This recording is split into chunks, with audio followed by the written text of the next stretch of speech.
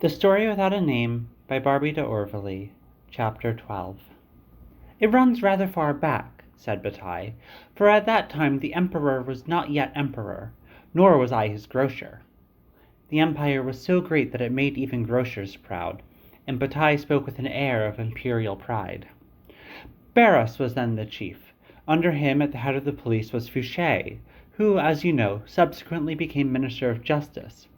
But in those days, what with all the Jacobins and Chouans, he had all he could attend to. The police he commanded was not for civil purposes, but political. The government ranked ahead of Paris.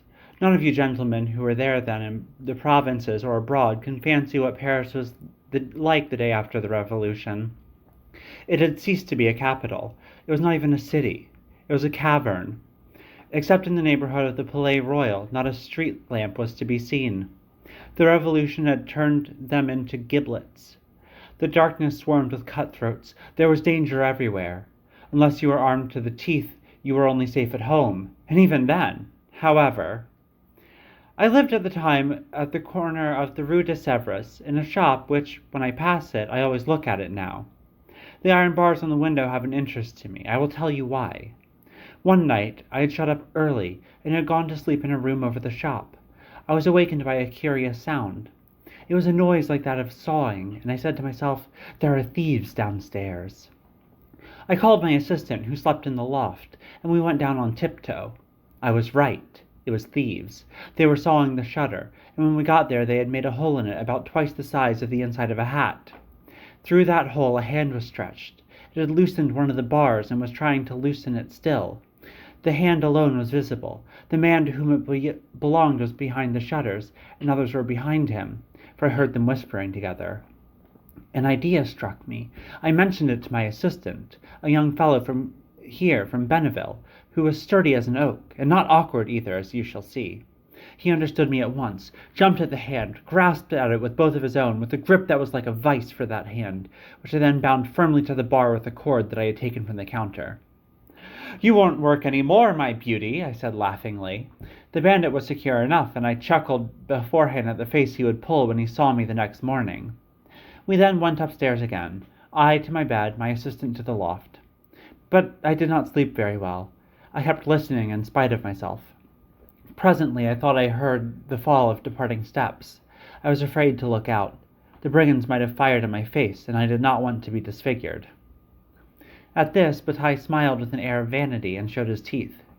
Besides, I knew that on the morrow I should have my revenge, and that sweet thought lulled me to sleep. The grocer had succeeded in interesting the well-bred aristocrats who surrounded him. They looked at him, smiling no longer at his fine head, the beauty of which they envied, perhaps, nor even at his earrings, which he had worn since boyhood, and which, in giving him the air of an old postillion, revenged them for his good looks. But on the morrow, he continued, there was another tune to sing. You can understand, gentlemen, that I was up early, and that when I got up for the shop the first thing was to look for that devil of a hand.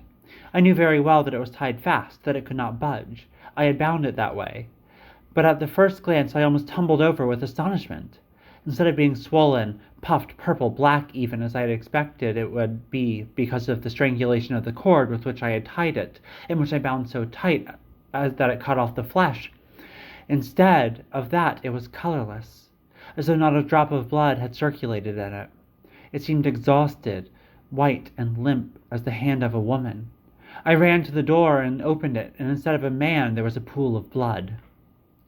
Bataille was not eloquent. In his childhood he had been a shepherd, and in talking he had eccentricities of speech which I have suppressed. But had he been eloquent, I give you my word he could not have produced a greater effect. His listeners had forgotten him. They were thinking of the robbers who had cut the accomplice's wrist and dragged him away. "Brave fellows, all the same," said Delude, who was energetic and who would have done as much himself. "I went back to the shop," Bataille continued, "and for a while I looked at the hand, which had been sawn at the forearm, probably with a saw that had sawn the shutter. It was a curious hand, I can assure, that did not look like the hand of a bandit. It was then that I noticed the ring. The stone had slipped around on the inside of the finger, and that stone, my lord Marquis, is the emerald before you. It is too handsome for me, I admit, It is not every day that I wear it, and when I do, it is only with the idea that through some chance I may meet the person to whom it belonged, and learn who the robber was." Bataille had told his story, and he had buried under it the jests of the old Marquis. He cut him out, as the English say. The guests, they were fully 20 at the dinner which the Count de Lude had called a reunion of the 3 classes. The guests were all curious about the emerald. They asked to see it, and passed it from hand to hand. At last it reached the guest who sat at Madame de Ferjol's left, the abbot of a monastery that had been built in the forest of Briquebec.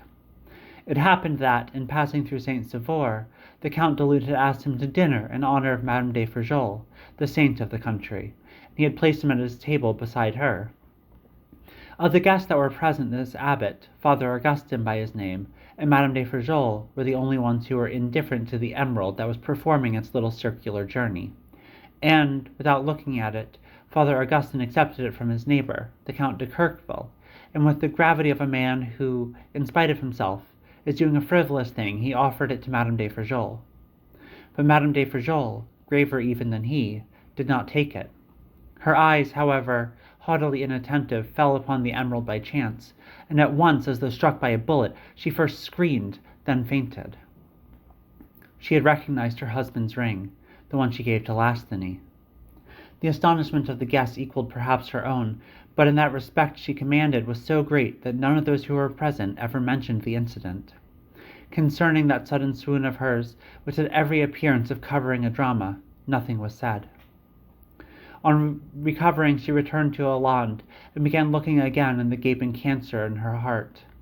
There was a new crevice in it now. Her daughter, the daughter of a de Ferjol, had loved a thief. "Lord God!" she cried, "will this never end? Is this agony inexhaustible?" With a tragic gesture she tore her hair by handfuls from her hollowed temples, and threw herself, crucified as she was, before the crucifix. Agatha, her servant in grief, now 85 years of age, and who, if one could live on grief, might readily live to be 100, entered the room where she lay, and with the voice of a spectre murmured, "The Father Abbot of Trappe of Briquebec begs to see your ladyship." "Show him in,"